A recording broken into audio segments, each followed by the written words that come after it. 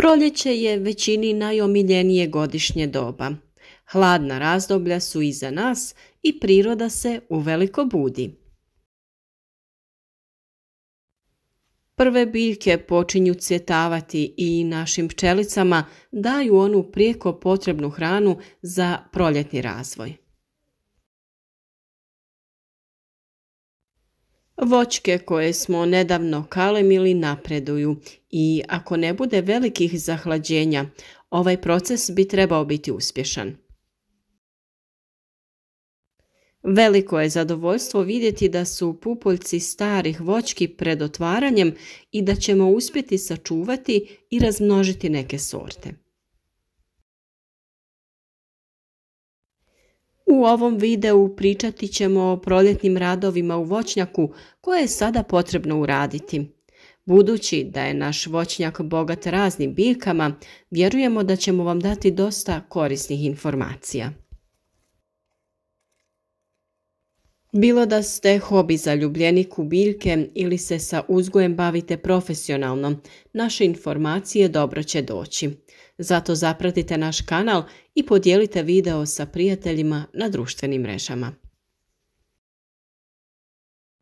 Naša plantaža malina počela se buditi iz zimskog sna.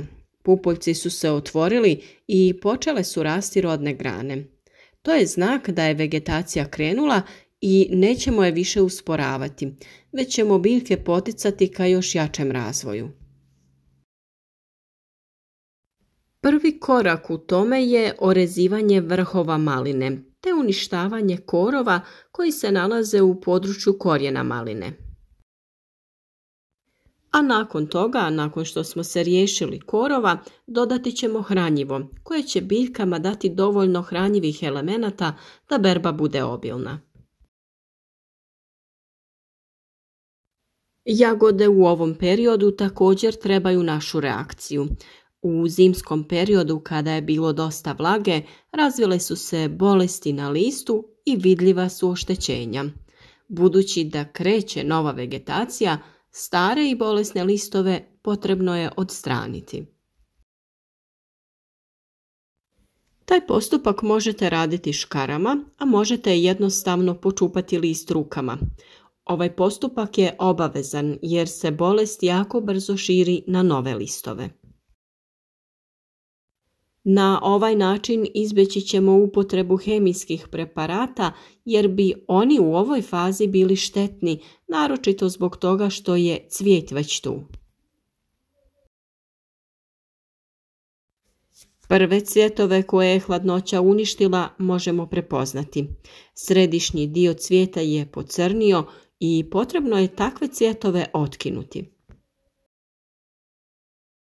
Vrlo brzo na našim biljkama pojaviti će se novi cvjetovi koje ćemo zaštititi od mraza i hladnog vremena. Za to ćemo koristiti PVC foliju koju ćemo postaviti na metalnu konstrukciju, a jagode koje će biti na otvorenom prekriti ćemo agrotekstilom. Za našu kupinu pripremili smo blago podignutu gredicu koju ćemo uskoro obogatiti sa jagodama i ukrasnim cvijećem koje tjera štetnike. Rodni izdanci na kupini, kao i kod maline, već su otvoreni i vrlo brzo krošnja će biti popunjena rodnim grančicama. Voćke koje smo sadili u jesen pokazuju znakove života i sada im je potrebno posvetiti pažnju. Ukoliko je količina vlage u tlu mala, potrebno ih je zaliti. Pored toga, uraditi ćemo prve zahvate za formiranje krošnje. Ovu lijepu sadnicu kruške nabavili smo u rasadniku i radujemo se njenim ranim proljetnim plodovima, već u narednoj godini. Pri samoj sadnji voćke pazili smo da je kalem rana iznad površine tla, što je jako bitno. Budući da smo sadnju obavljali u kratkom vremenu, jer vremenski uslovi nisu bili povoljni, nismo dodali dovoljno hranjiva koje je biljkama potrebno za razvoj u prvim godinama. Sada ćemo oko biljke dodati hranjivo koje sadržava veću količinu fosfora i kalija. Ovi makroelementi se dugo otapaju u tlu i potreban je duži period da ih biljka usvoji. Voćke ćemo okopati da bi se hranjivo što bolje pomiješalo sa tlom.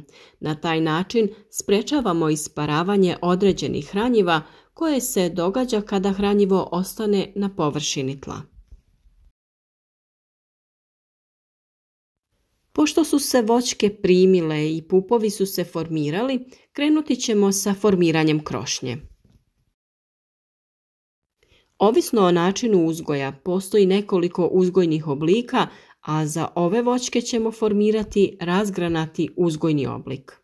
Ovaj oblik je dosta čest u našim voćnjacima, dok se za profesionalni plantažni uzgoj koriste drugi načini formiranja krošnje. Zbog toga ćemo skratiti stabljike na visinu od oko 1 metar, a preporuka je da ta visina bude oko 70 cm do 120 cm. Ovo radimo da bi voćku potaknuli da stvori nekoliko grana sa kojima će se voćka širiti, otvarajući time središnji dio krošnje. To je jako bitno da bi čitava voćka dobila dovoljno svjetla, a i sama berba voća će biti lakša jer voćke neće biti previsoke. Smanjivanje broja grana možemo postići skidanjem nekoliko pupova iz kojih bi se one trebale razviti. Sada je pogodno vrijeme jer se jednostavno može izabrati položaj i usmjeriti grane. Na nekim sadnicama u donjem dijelu stabla imamo grane koje ćemo odrezati, a ostavit ćemo 3 ili 4 grane koje su na pogodnom položaju. Dobro bi bilo, pored toga što su grane usmjerene na različite strane, da su i sa razmakom po visini od oko 10 cm. Sve rane koje smo napravili prilikom rezanja voćke treba zatvoriti kalemarskim voskom. Upravo na taj način sprječavamo isušivanje biljke i pomažemo joj da se oporavi od ovog zahvata.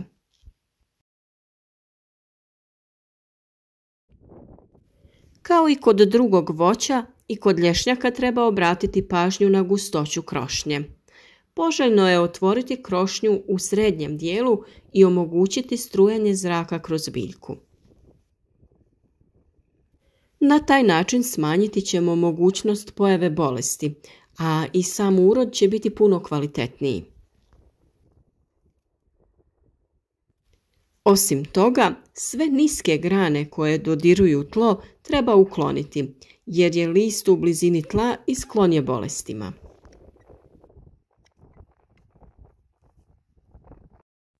Proljetni period je još uvijek pogodan za sadnju novih voćki, a naročito ako se radi o kontejnerskim sadnicama koje dolaze sa zemljom. Danas ćemo posaditi smokvu koju smo nabavili od dobavljača Berry Project. Ove voćke su mediteranskog podneblja, ali sve češće se mogu naći i u kontinentalnoj klimi. U plodnom tlu nije potrebna velika rupa, a i smokva je biljka koja se vrlo lako ukorijeni. Na dno iskopane rupe dodati ćemo stajsko gnojivo u koje ćemo pomiješati i mineralno hranjivo, kako bi tlo što više obogatili sa mineralima poput kalija i fosfora. Zemlju sa žila nije potrebno skidati, ali je dobro pružiti ih u svim smjerovima da bi se biljka što bolje ukorijenila i nastavila sa rastom.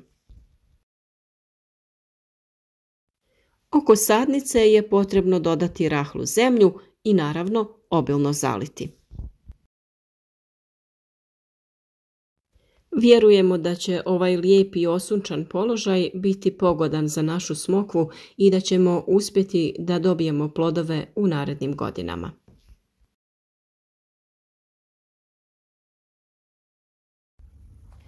U cvjetnu gredicu koju smo prije nekoliko dana završili posadit ćemo kivi. I ova biljka je sa mediteranskog podneblja, ali u određenim uslovima može prezimiti i u nešto hladnijim klimama. Pokušati ćemo ga uzgojiti na ovom osunčanom mjestu koje je zaklonjeno od hladnih sjevernih vjetrova. Sadnica je iz poznatog rasadnika Vučković od kojih smo nabavljali i ostale sadnice voćaka. Budući da je sadnica kontejnerska, a vrijeme je dosta toplo, vegetacija će brzo krenuti. Naravno, nešto više o samom uzgoju kivija, o plodnji i drugim agrotehničkim mjerama pokazati ćemo u nekom od narednih videa. A vi nam pišite u komentare koja su vaša iskustva u uzgoju voća i povrća. Mi ćemo naravno rado odgovoriti na sve vaše poruke. Pred nama je topli dio godine i nadam se da ćemo ga svi iskoristiti i za boravak u prirodi, ali i za uzgoj biljaka, od kojih ćemo naravno, nadamo se, imati zdrave i ukusne plodove. Hvala vam što ste uz nas i nadamo se da će se naš krug ljubitelja prirode, voća i povrća i dalje širiti.